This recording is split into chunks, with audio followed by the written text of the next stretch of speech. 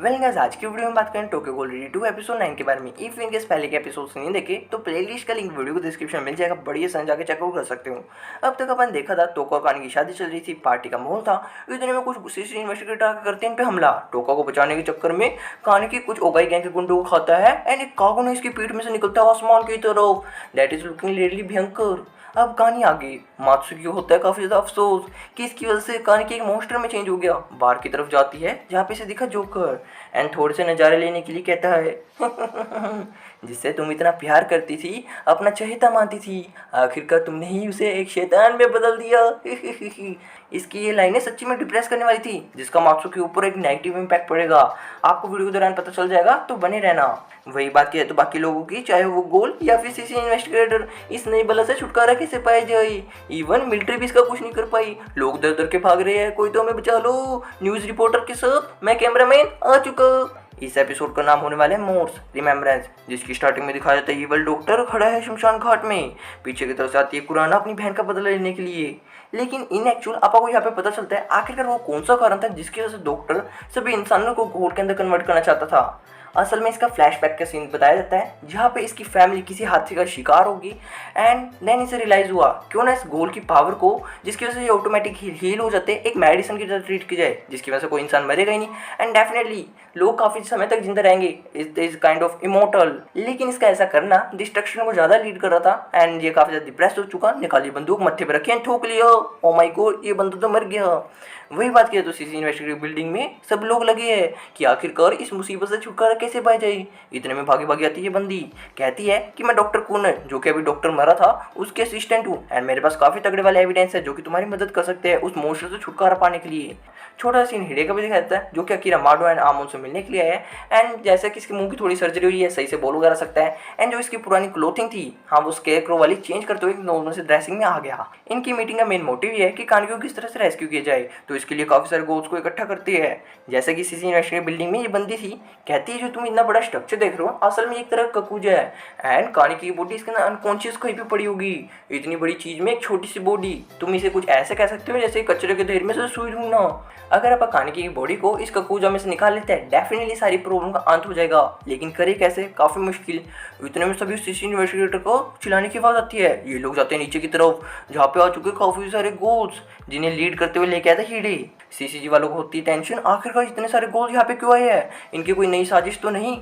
लेकिन जैसा कि हिडे इनका लीडर है तो बात करता है, जैसा कि तुम जानते हो कान की उस बॉडी के अंदर अजीबोगरीब स्ट्रक्चर के अंदर फंसा पड़ा है, तो तुम उसे अकेले तो कर नहीं सकते, बिकॉज एक नॉर्मल इंसान के लिए ये करना काफ़ी ज़्यादा मुश्किल है। तो हम काफ़ी ज़्यादा ऑर्डिनरी है, काफ़ी ज़्यादा हमारे पास पावर है, तो हम भी तुम्हारा मदद करेंगे। लेकिन थोड़ी सी ऑब्जेक्शन देते हुए ये इन्वेस्टिगेटर आता है और कहता है कि मुझे तुम्हारा प्लान बढ़िया नहीं लग रहा, हो सकता है कि इसमें तुम्हारी कोई साजिश हो। तो इसका रिप्लाई देने के लिए पीछे से आमोन भी आता है और पूछता है कि सीसी इन्वेस्टिगेटर का फर्ज क्या होता है। डेफिनेटली गोल्स को मारना और इंसान को बचाना। नहीं, तुम गलत हो। एक सीसीजी इन्वेस्टिगेटर का फर्ज होता है दुनिया में शांति बनाए रखना, जिसके लिए वो गोल्स को मारता है, ना कि खुद की लस्ट के लिए। इसकी बात को सपोर्ट करते हुए साइको भी कहती है हाँ तुम सही बोल रहे हो एंड बाकी गोल्स भी अपना मास्क उतारते हैं। थोड़ा सा ट्रस्टवर्दी लगता है। पीछे की तरफ से आई जूजो और इसकी गैंग थोड़ी सी फर्स्ट एड के साथ लगता है सही हो चुकी एंड तुम्हें मिशन में ज्वाइन कर सकती है। इन सबके अलावा जैसा कि वो जोकर तो निकला था एक गोल, तो इनका जो नया चीफ बन चुका है ये वाला सीसी इन्वेस्टिगेटर। और कुछ इसी तरह से सब लोग सोचने में लगे कानगी को किस तरह से रेस्क्यू किया जाए। वही बात किया तो टोका की हिडे के साथ बैठी थोड़ी सी गपशप कर रही थी एंड अचानक से याद आया, हाँ ओ माय गॉड याद आ गया।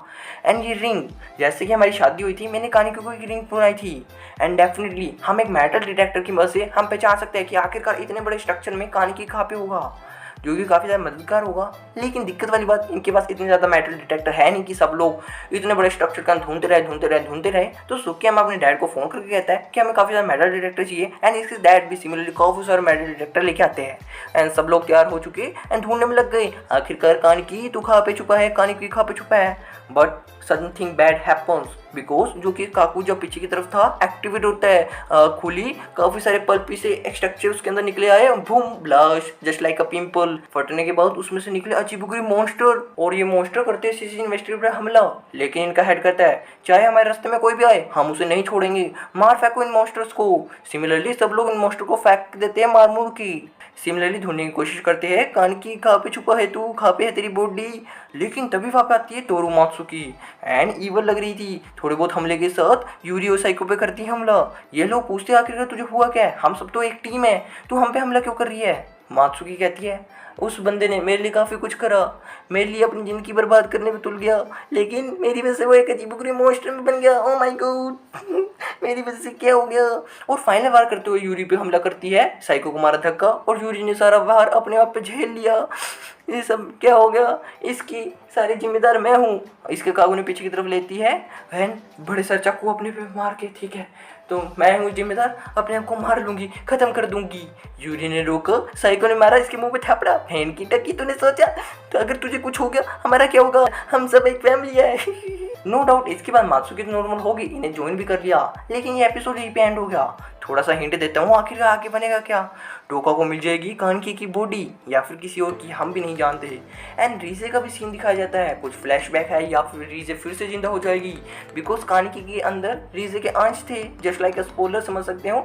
अगर पसंद आया तो अगला एपिसोड देख लेना। इस वीडियो पर रखते हैं टारगेट 20 लाइक्स का। तो बाय बाय।